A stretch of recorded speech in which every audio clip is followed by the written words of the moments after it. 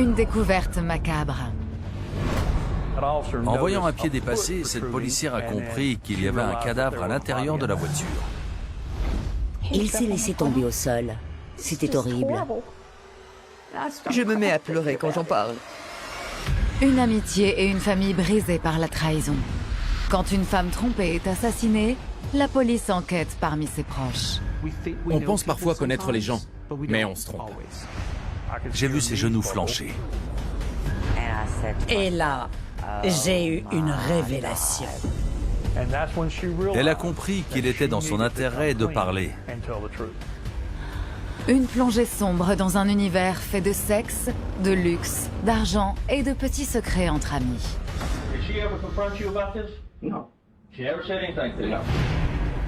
Je lui ai demandé si on risquait de trouver son ADN dedans. Elle a répondu oui. Quand une liaison adultère sur fond de malversation financière aboutit à un meurtre avec préméditation. C'est l'une des plus grosses affaires de ma carrière. Cette partie de la ville était réputée sûre, mais ses habitants ont commencé à avoir peur. Ce n'était pas normal. C'était mensonge après mensonge. Il faut être dérangé. Un petit secret peut parfois prendre une énorme ampleur et se révéler dévastateur. Et devient un secret mortel.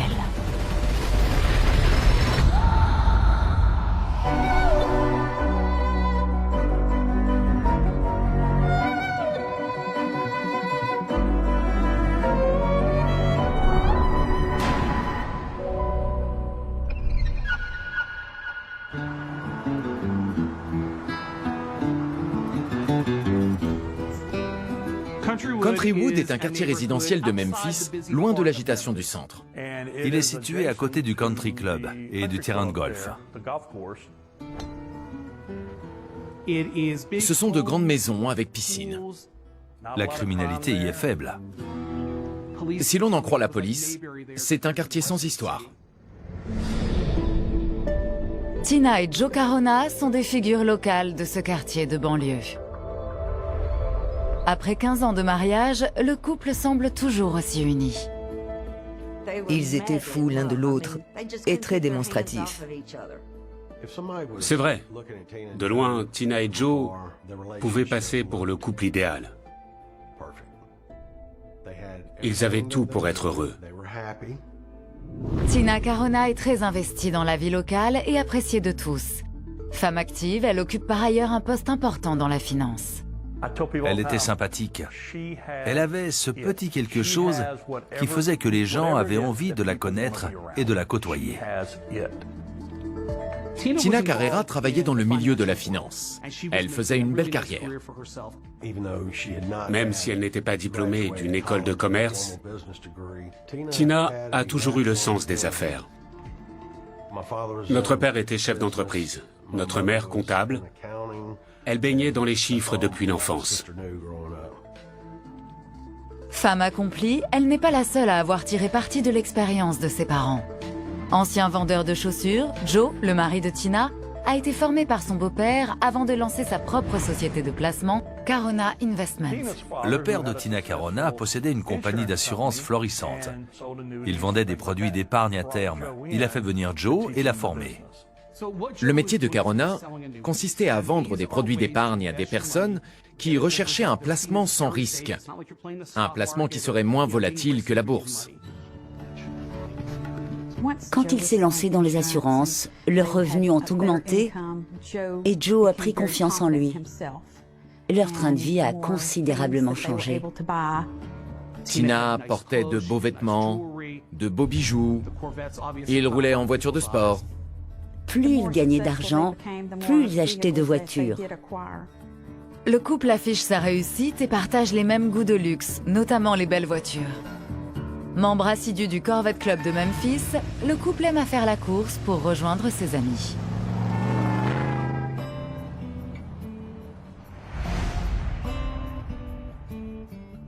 Le Corvette Club était leur vie.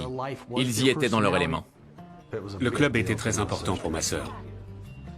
Très à l'aise en société, les époux sortent souvent en compagnie d'un autre couple, Becky et Bruce Black. Tina et Joe voyaient beaucoup Becky et Bruce. Ils passaient beaucoup de temps ensemble. Les femmes s'appréciaient, les maris aussi. Ils avaient l'air de très bien s'entendre. Becky et Bruce Black sont plus que des amis pour Tina et Joe Carona. Ce sont aussi des clients de l'assureur. Becky et Bruce avaient placé des fonds dans la société de Joe, Carona Investment. Joe Carona a tendance à facilement mélanger vie personnelle et vie professionnelle. Ses clients étaient souvent des connaissances directes ou indirectes. C'est pour cette raison qu'il tenait tant à venir à l'église. Il voyait ça comme l'occasion d'élargir son portefeuille de clients.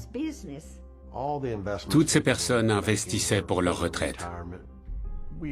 Plusieurs de ses clients nous ont dit avoir investi chez lui en toute confiance parce qu'ils savaient qu'il avait appris le métier aux côtés de Monsieur Murphy. Les produits d'épargne proposés par l'assureur paraissent sans risque. Ses clients, recrutés pour l'essentiel parmi ses amis, ne posent pas de questions et sont loin de se douter que ce dernier abuse de leur confiance. Il lui signait des chèques sans toujours demander à avoir le contrat, parce qu'il était au-dessus de tout soupçon. Il ne nous a jamais traversé l'esprit que Joe puisse avoir de mauvaises intentions. Ses clients l'ignorent, mais Joe Carona a un sérieux problème de jeu. Il a d'ailleurs de plus en plus de mal à le cacher. Il jouait beaucoup, c'est incroyable. Joe passait beaucoup de temps au casino. Il y allait plusieurs fois par semaine. Tina l'accompagnait souvent au début, mais au fur et à mesure, il a commencé à y aller en cachette. Je sais qu'une fois, il a fait la tournée des casinos en semaine. Il a perdu 40 000 $ en une après-midi. C'était clairement une addiction. Les pertes faramineuses de Joe Carona au jeu ne sont pas le seul secret qu'il dissimule à sa femme. D'après l'ami d'enfance de Tina, l'assureur était loin d'être un mari modèle. Je pense qu'il la trompait allègrement. Des gens venaient me voir pour me demander si Tina et lui étaient toujours mariés, sans que je comprenne pourquoi. Les rumeurs se déchaînent. Quand elles parviennent aux proches de Tina, ces derniers font d'abord le choix de garder le silence pour la protéger. On n'a jamais abordé ce sujet avec Tina, parce qu'on savait qu'elle lui répéterait tout ce qu'on lui dirait. Et on n'avait pas très envie que ça arrive. Je n'aimais pas la position dans laquelle je me retrouvais. Je me suis voilé la face. Mais bientôt, il ne sera plus possible pour la famille de fermer les yeux plus longtemps sur la conduite, ou plutôt l'inconduite de Joe Carona. Je n'oublierai jamais ce jour. Il devait être dans les 14 heures. J'étais au cinéma pour voir quel film passait. Et je les ai aperçus. L'homme s'affiche en public avec une autre femme. Je les ai surpris ensemble. Mais cette liaison n'est que la partie émergée de l'iceberg. Un petit secret peut parfois prendre une énorme ampleur et se révéler dévastateur, voire mortel, comme ici.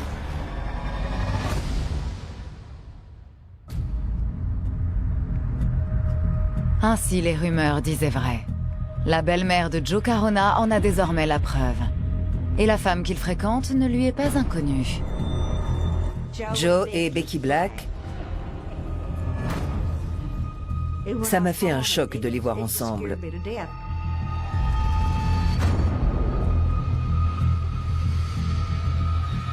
Ils ont fait comme si de rien n'était.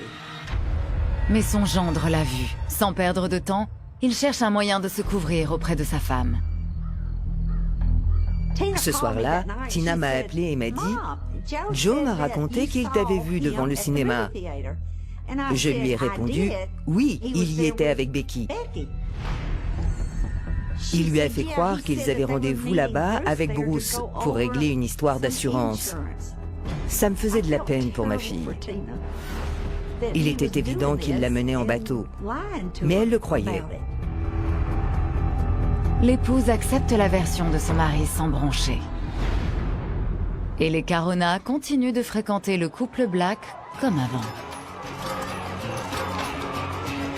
Un soir, ils sont au casino en compagnie de Bruce et Becky Black pour une de leurs soirées flamboyantes où l'argent coule à flot.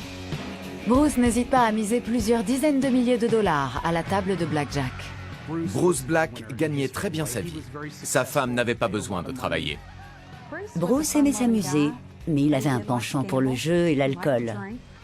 Joe avait l'habitude de dire qu'il adorait aller au casino avec Bruce parce qu'il flambait. Les heures passent. Ils enchaînent les verres et leur ami joue de plus en plus gros.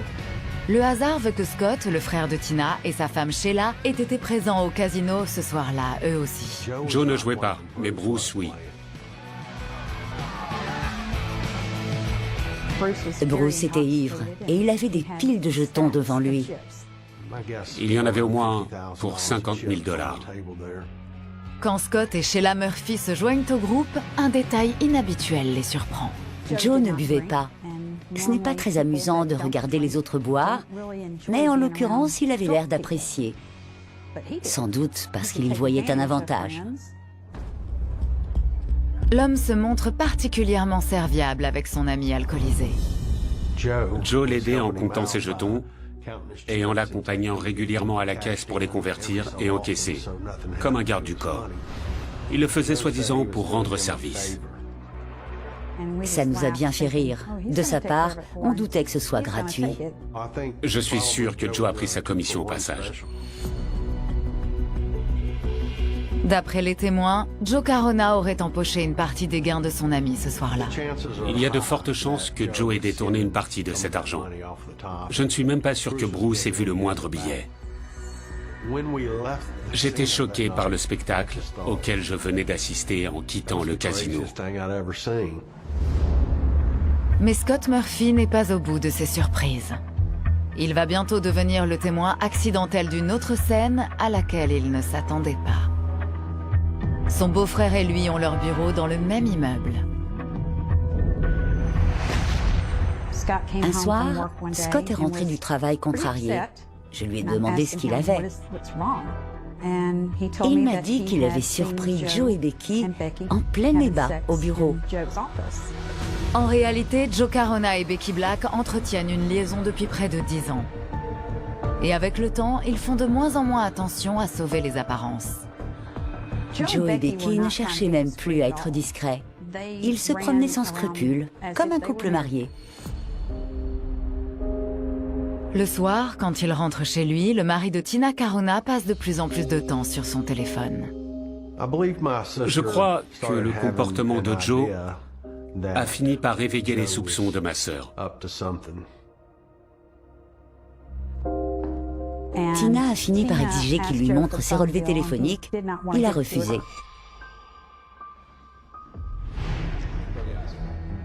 Quand il a fini par céder, Tina avait déjà obtenu une facture détaillée de leur opérateur. Et ce qu'il lui a montré ne cadrait pas avec ce qu'elle avait.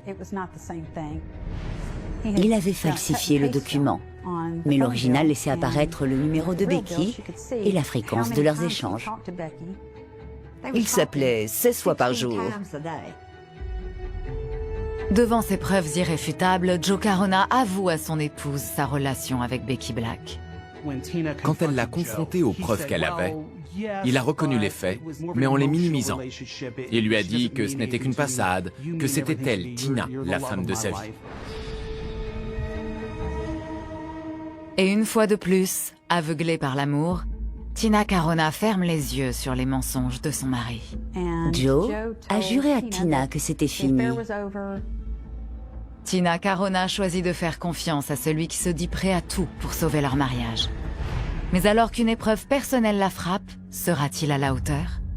Mon mari est décédé, il est mort dans son sommeil. J'étais dans un état second. Tina était très attachée à sa famille. Ce drame l'a profondément touchée. Tina adorait son père. Ils avaient le même caractère. Sa mort l'a anéanti. Alors que Tina Carona, sa mère et son frère font face à la perte d'un mari et d'un père adoré, une nouvelle trahison menace de briser leur famille.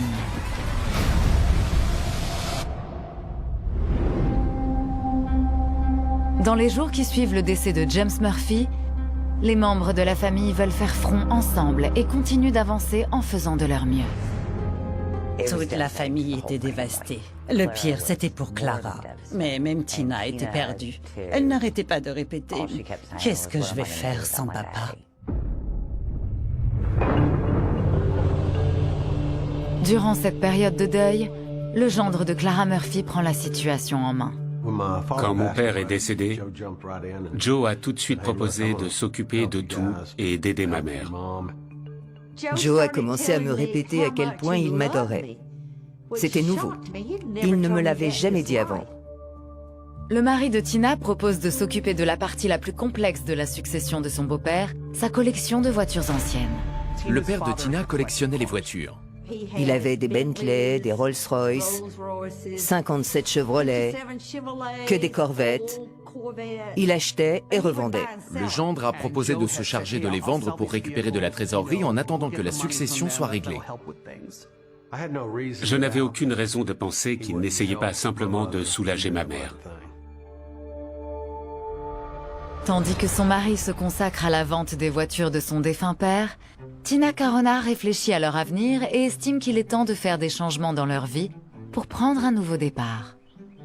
Tina avait une belle maison, mais elle rêvait de plus grand encore. Elle estimait qu'il méritait ce qu'il y avait de mieux. Après tout, ils avaient les moyens. Alors pourquoi se priver? Contrairement à son épouse, Joe Carona sait qu'ils n'ont pas de quoi financer un tel projet. Il contrôle seul le budget du ménage. Elle devait lui demander de l'argent pour faire du shopping. Il décidait de tout. Des restaurants dans lesquels ils mangeaient, des films qu'ils allaient voir, des soirées auxquelles ils se rendaient. Elle devait lui demander l'autorisation pour tout. Aller chez le médecin, faire une manicure. Je n'ai jamais rencontré quelqu'un qui voulait autant tout contrôler. Certaines personnes vous diront que c'était ce qu'elle voulait. Qu'elle cherchait un homme fort, qui prenne soin d'elle, qui la traite comme une princesse. Et c'est l'image que Joe Carona projetait pour les autres, en tout cas. Mais que se passait-il vraiment dans l'intimité de leur foyer? Le fait est que le couple croule sous les dettes. Joe Carona a dilapidé leur argent au jeu, et malgré tous ses beaux discours, sa liaison avec Becky Black est plus d'actualité que jamais. Elle faisait de grands sourires à son ami, tout en continuant de coucher avec son mari dans son dos. Tina était un obstacle pour Becky. Becky voulait Joe pour elle toute seule. Elle voulait être avec lui. Et Joe voulait être avec Becky. Mais aucun des deux n'était prêt à quitter le confort de son mariage. Parce qu'ils ne voulaient pas renoncer à leur train de vie. Après la vente des voitures de son mari, la veuve de James Murphy aimerait savoir ce qu'elles ont rapporté. Mais étrangement, depuis quelque temps, elle ne reçoit plus ses relevés bancaires. Il n'arrivait plus au courrier. La famille a trouvé ça étrange. C'était bizarre. Des voisins ont dit à ma belle-mère qu'ils avaient vu Joe se garer devant chez elle, regarder dans la boîte aux lettres et repartir avec du courrier. Il vérifiait le courrier et remettait ce qui ne l'intéressait pas dans la boîte aux lettres. Scott et Sheila Murphy soupçonnent leur beau-frère de voler les relevés bancaires de Clara Murphy. Mais ils sont encore loin de la vérité. Évidemment, j'ai trouvé que c'était très suspect. Sheila m'a aidé à reconstituer toutes les ventes faites par Joe. On a repris une à une les transactions et on a comparé le montant de chaque vente aux sommes déposées sur le compte. Dans le lot, il y avait une Bentley avec 37 000 km au compteur. Joe l'avait cédée pour une vingtaine de milliers de dollars. Alors qu'en fouillant dans les archives de mon père, j'ai retrouvé la trace d'une offre de 50 000 dollars qu'il avait refusée. Joe avait volé environ 30 000 dollars à sa propre belle-mère. En réalité, le gendre de Clara Murphy a vendu la voiture à un prix bien supérieur à celui déclaré sur la facture en empochant lui-même la différence. Je n'en revenais pas. Il fallait oser. Ça m'a rendue furieuse qu'on puisse faire ça à une personne en deuil.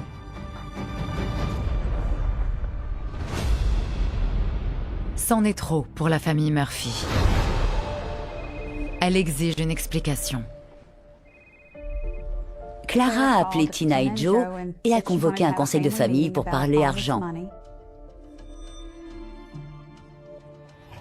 Je crois que c'est à ce moment-là que Clara et Scott ont compris que leur intuition ne les trompait pas et que Joe leur mentait depuis le début.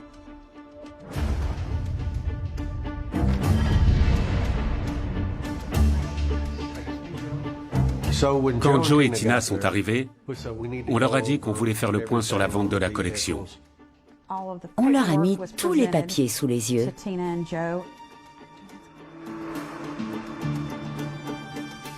Joe est devenu nerveux tout à coup. Il transpirait énormément.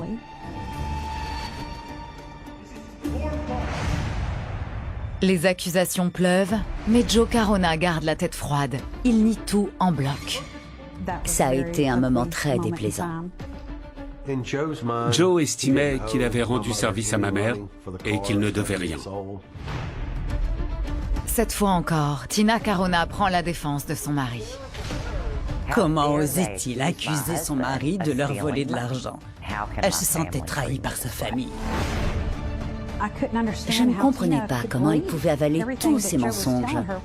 En plus d'être un mari infidèle, c'était un escroc. Quand allait-elle s'en rendre compte?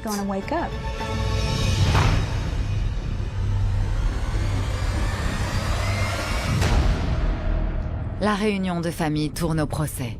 La tension monte et Tina Carona est confrontée à un dilemme. Son mari s'est tourné vers elle et lui a posé un ultimatum. C'est moi ou eux.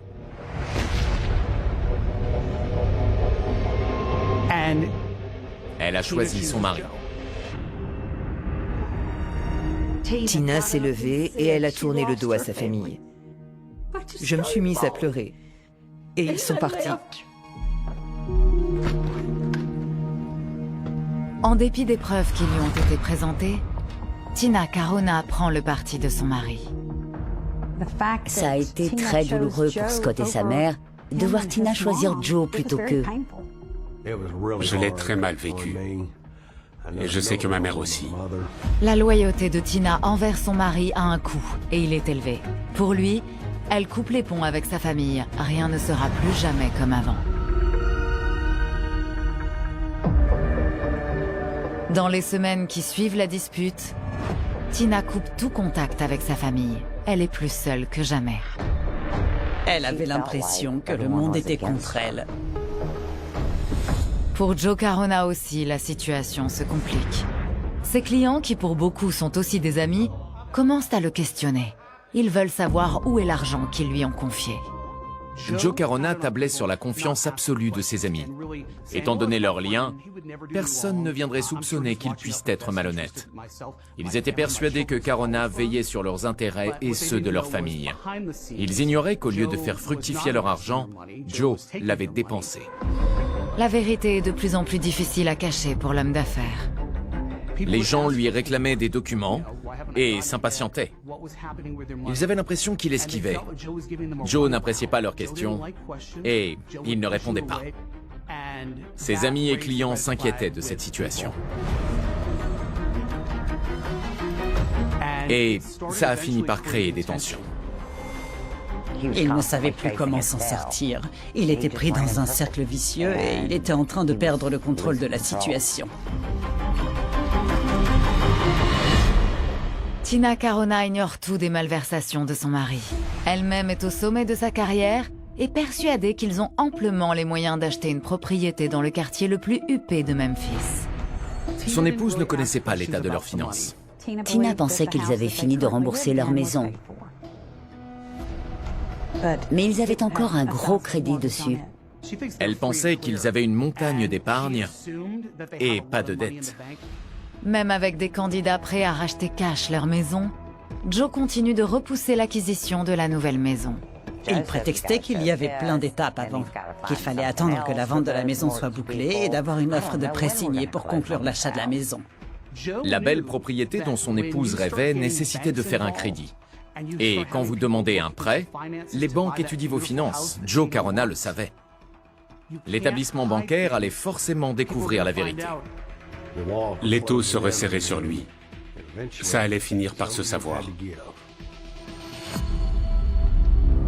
Les mensonges de l'assureur sont en train de le rattraper, et il le sait. Il veut à tout prix éviter que son épouse découvre la vérité.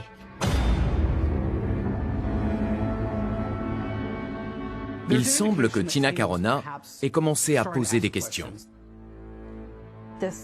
Ils n'avançaient pas dans l'achat de leur nouvelle maison. Je pense qu'elle savait que ce n'était pas normal et que ça devait cacher quelque chose. Elle était sur le point de découvrir la vérité. Les soupçons et inquiétudes de Tina la rongent. Elle sombre dans la dépression. Elle n'était plus elle-même. Je le voyais bien. Elle avait perdu sa joie de vivre. Elle déprimait. Le vernis craquait. Elle était mal dans sa peau. Elle avait pris du poids. Elle se sentait grosse et moche. J'ai cherché à comprendre pourquoi. Elle m'a avoué que Joe ne la trouvait plus attirante.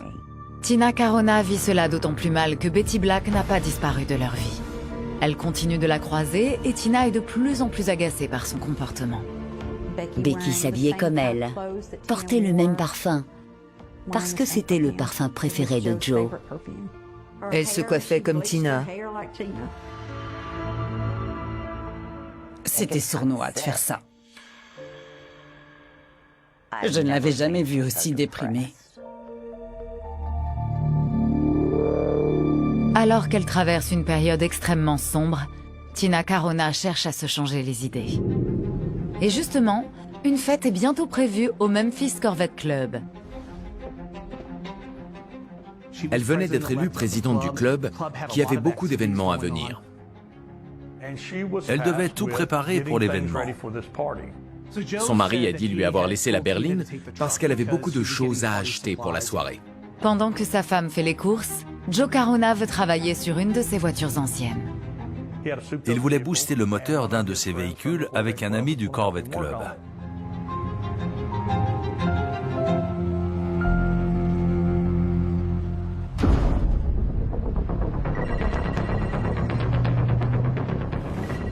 En fin d'après-midi, Tina Carona n'a toujours pas livré les courses en prévision de la soirée.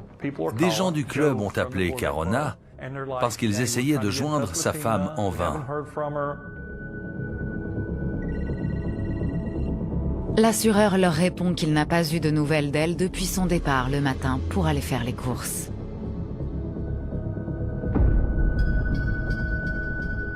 Joe m'a appelé le samedi soir pour me demander si j'avais vu Tina ou si elle m'avait contacté. J'ai vérifié mon téléphone au cas où j'aurais manqué un appel, mais je n'avais rien, ni appel, ni message. Je lui ai demandé ce qu'il se passait. Il m'a expliqué qu'il ne l'avait pas vue depuis le matin et qu'elle ne répondait pas au téléphone. Tina Carona est introuvable. Son mari et ses amis commencent à s'inquiéter. Je me suis vraiment imaginé plein de scénarios. Qu'elle s'était enfuie ou que la dépression l'avait poussée à commettre un geste fatal. Qu'est-ce qui lui était passé par la tête?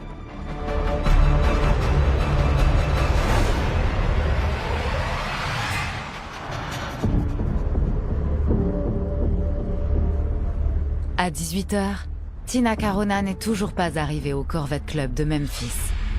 Tout le monde est inquiet. Carrie, sa meilleure amie, veut tout mettre en œuvre pour la retrouver.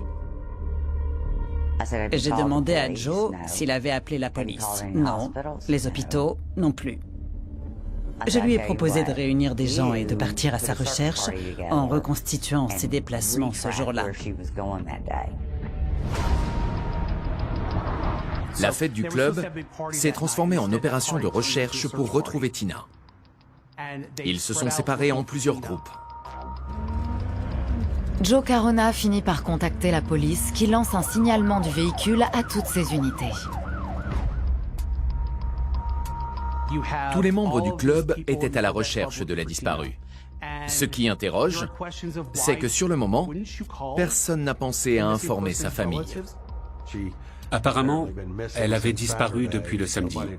J'ai été prévenu le dimanche après-midi. J'ai passé la majeure partie de la nuit de dimanche et le lundi matin à sillonner la ville en voiture. On a fait le tour des hôpitaux. On est resté dehors jusqu'à plus de 2 heures du matin pour la retrouver. C'était comme chercher une aiguille dans une botte de foin. Au fond de moi, j'espérais qu'elle se soit décidée à le quitter. 48 heures passent sans aucune nouvelle de la disparue. Mais le lundi matin...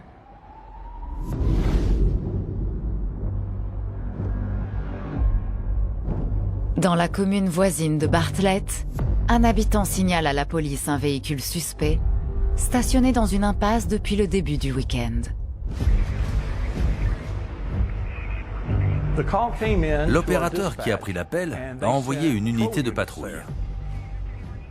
Sur place, les agents ont vérifié la plaque d'immatriculation et ont trouvé un avis de disparition au nom de la propriétaire, Madame Tina Carona. Ils ont fait le tour du véhicule et en regardant par la vitre arrière, l'un d'eux a vu une forme sur la banquette, recouverte par un tas de serviettes. En regardant de plus près, la policière a distingué un pied et le bas d'une jambe qui dépassaient dessous les serviettes. Elle a compris qu'il y avait un corps à l'intérieur. La police identifie rapidement le corps comme étant celui de la disparue Tina Carona. La voiture semblait avoir été fouillée. La boîte à gants était ouverte. Des objets étaient dispersés sur le plancher. À première vue, il pourrait s'agir d'un vol qui a mal tourné. Je me suis rendu sur la scène de crime et j'ai été surpris par ses chaussures posées côte à côte. Ça m'a paru étrange. Le sac à main et le téléphone de la victime ont disparu, mais pas ses bijoux de valeur. Quand vous allez jusqu'à tuer quelqu'un pour le voler, vous ne repartez pas en laissant derrière vous 30 000 $ de bagues. Ça n'a pas de sens. Ça nous a interpellés. On ne pouvait pas s'empêcher de penser que c'était très suspect. Des agents sont envoyés chez la famille de la victime pour l'informer de ce décès tragique.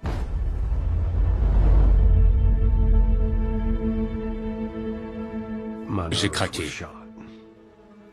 Il s'est laissé tomber au sol. Il s'est senti mal, il pleurait. C'était horrible. Mais on a pensé à sa mère et on l'a serré très fort. Les inspecteurs chargés de l'enquête sont impatients d'entendre le mari de Tina, Joe Carona. Au début, son histoire était celle d'un homme très amoureux de sa femme. Il l'interroge sur son emploi du temps, le jour de la disparition de Tina. Il affirme qu'il était chez un ami en train de travailler sur une voiture ancienne. Cardona a raconté qu'il était ensuite rentré chez lui et que sa journée s'était passée normalement.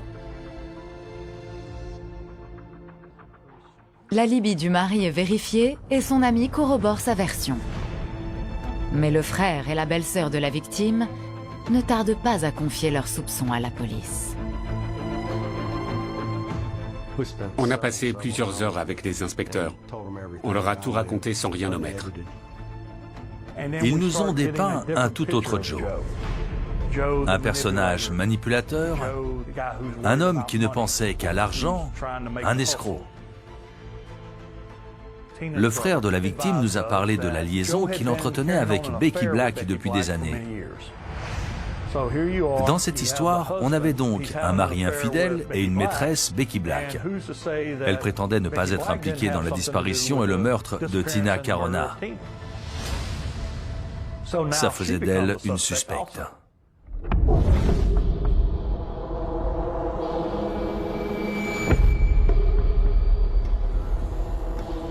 Au début, comme souvent dans ces cas-là, elle a nié.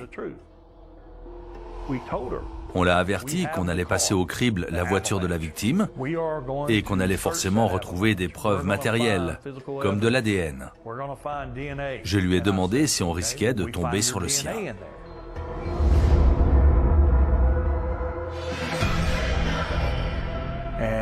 J'ai vu ses genoux flancher. À ce moment-là, elle a compris qu'il était dans son intérêt de parler.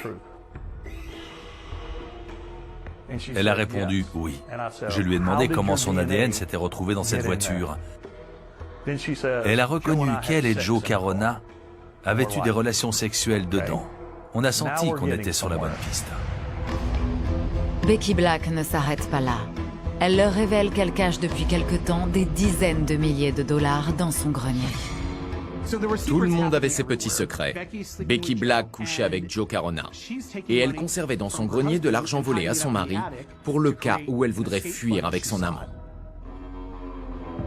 Le témoignage de Becky Black la place en haut de la liste des suspects. Mais la police manque de preuves pour une arrestation. La population est sous le choc et inquiète. Elle attend des réponses. La police était sous pression. Tout le monde attendait que le coupable soit arrêté pour pouvoir se sentir de nouveau en sécurité dans sa ville. Les habitants ne comprenaient pas pourquoi l'enquête n'avançait pas. La police reçoit alors une information capitale de Carrie Brown, la meilleure amie de la victime. Je n'arrêtais pas de penser à sa mort. Un matin, en me rendant au travail, je repensais à Joe et Tina et j'ai eu une révélation. Impossible.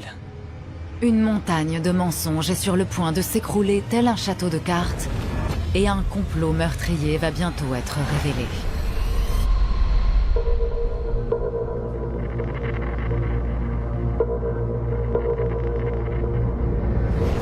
Carrie Brown ne peut s'empêcher de penser au meurtre de sa meilleure amie. C'est elle qui va permettre à la police de boucler son enquête en lui faisant part d'un élément capital. Mon mari et moi souhaitions retirer des fonds placés chez Joe pour rembourser un emprunt. Elle avait fait une demande de retrait à Monsieur Carona. Et il faisait traîner les choses. Il remettait toujours à plus tard. Elle a mis 3 semaines à récupérer cet argent. Et en regardant le chèque que Joe m'avait donné, un détail m'a frappé. Il était au nom de Tina. Pourquoi ce chèque provenait du compte de Tina? C'est là que j'ai eu une révélation.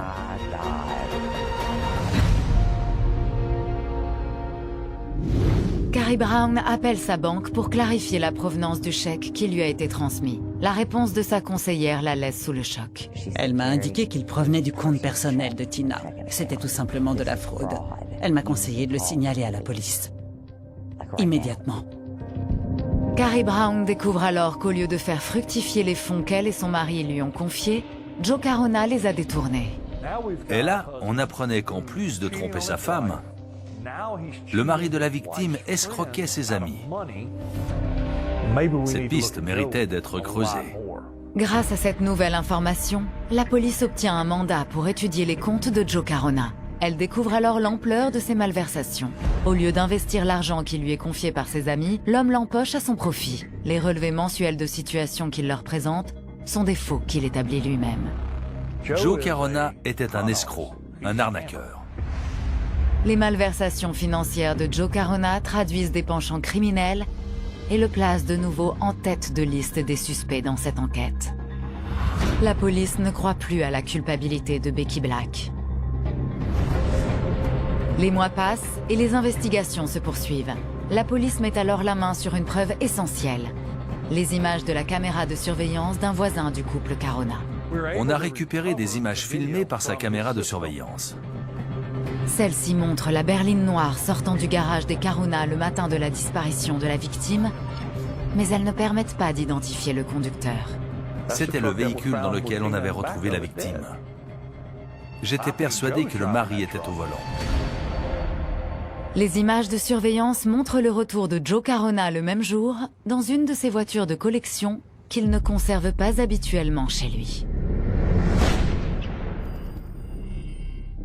Monsieur Carona louait un parking à moins d'un pâté de maison de l'endroit où la victime avait été retrouvée. Il y entreposait ses voitures anciennes.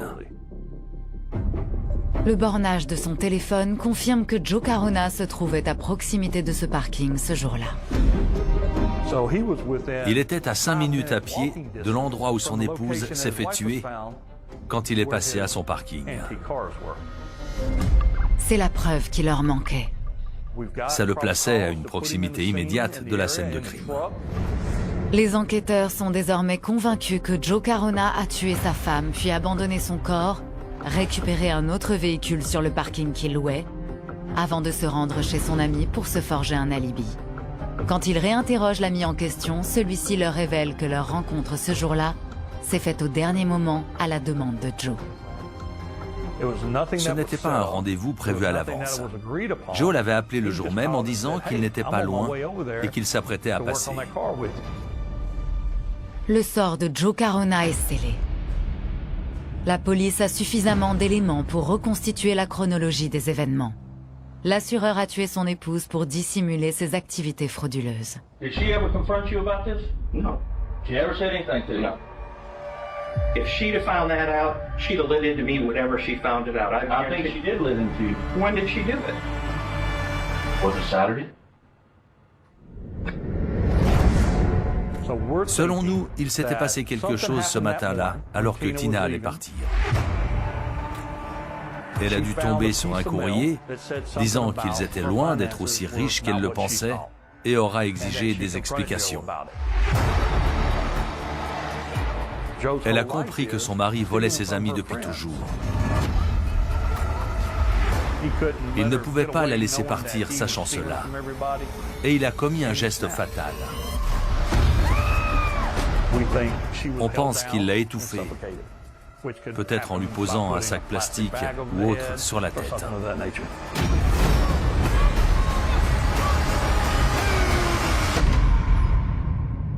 Elle n'est jamais sortie faire les courses.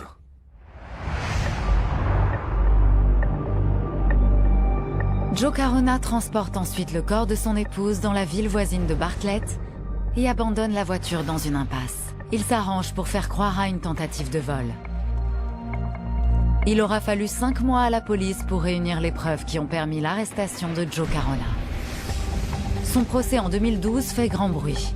Il est condamné à la prison à perpétuité. Prosecutors say her husband Joe smothered her with a plastic bag because she was about to find out he was a liar, philanderer, and thief. We, the jury, find the defendant guilty of first-degree murder as charged in the indictment. You know, she had all these people up here who loved her. Joe Carona n'a jamais reconnu avoir tué sa femme. Il a avoué la fraude, du moins pour une partie. En 2013, jugé pour fraude, Joe Carona est condamné à 7 années de prison supplémentaire. His take, more than $788,000. Les mensonges et manipulations de Joe, qui avait poussé Tina Carona à rompre avec sa famille, ont aussi conduit à sa mort. Mais peu avant son décès, elle avait secrètement repris contact avec sa mère et son frère. Elle leur avait adressé un email de réconciliation à tous les deux. Scott lui avait même fabriqué un carillon à vent pour son anniversaire. Tina lui avait écrit qu'elle lui trouverait une place dans sa nouvelle maison. Elle lui avait dit qu'elle en avait repéré une et qu'elle espérait l'acheter. Il n'a pas eu le temps de lui offrir son cadeau.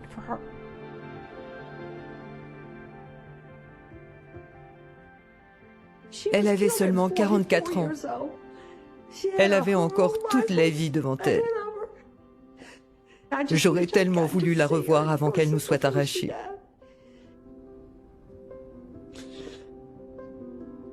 La mort de Tina a changé ma belle-mère. Elle a changé mon mari. Ils ne seront plus jamais les mêmes.